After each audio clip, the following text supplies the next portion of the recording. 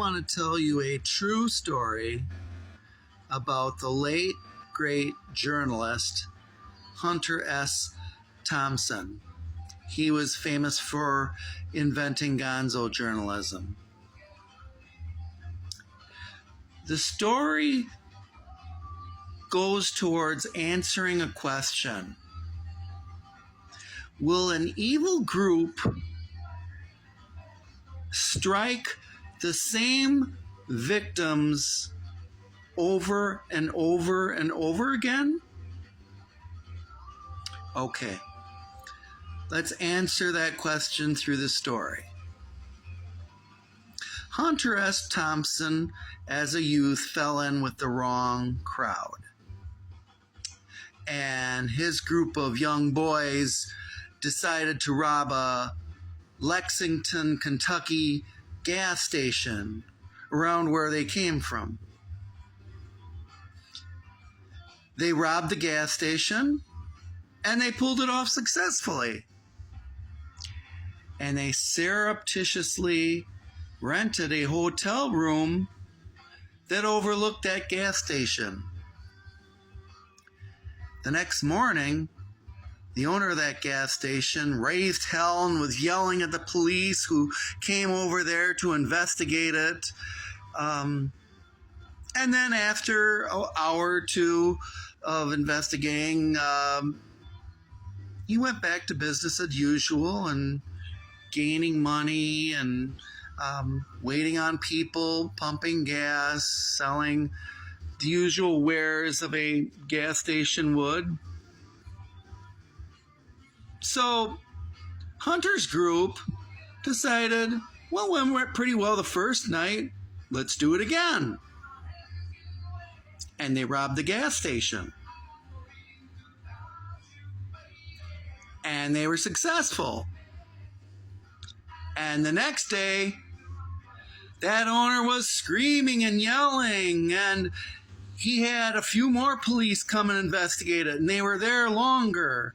Just pretty much almost the whole morning, you know?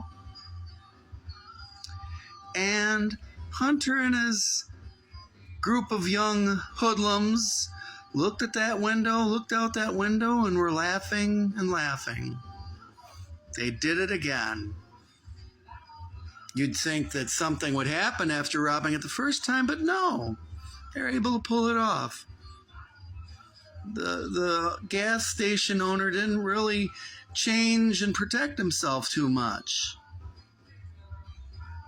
So guess what happened? That's right.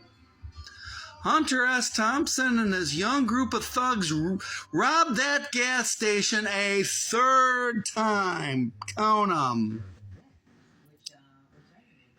This time they go back to the hotel room next morning laughing and joking, and the owner was screaming and yelling, and this time it was different.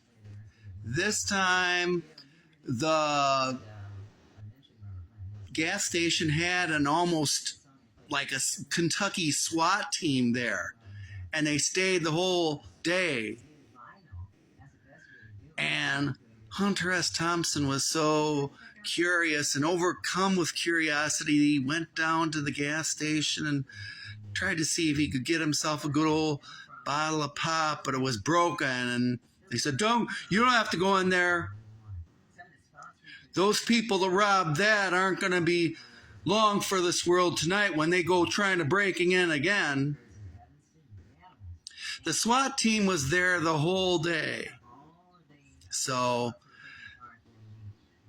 Hunter S. Thompson and his gang of hoodlums did not rob it the next night because they knew that the gas station attendant wouldn't put up with it. And eventually, Hunter S. Thompson got caught, had to serve time, a brief time in jail, and was offered you can either serve more jail time or you can go to the Air Force. He went to the Air Force.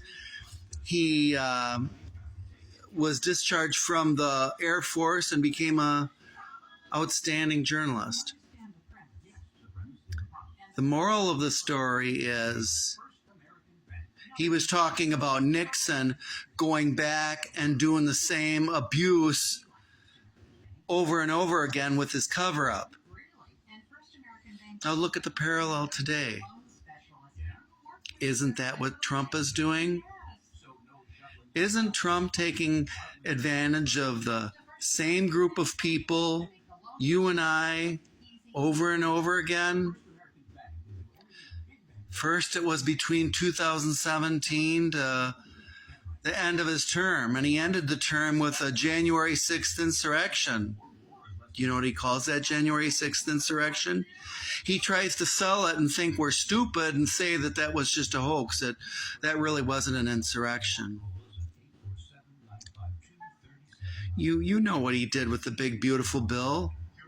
Give money to the rich, to the detriment of the poor by cutting off Medicaid and Medicare. He did the same thing before. The corporate tax cut in the first term.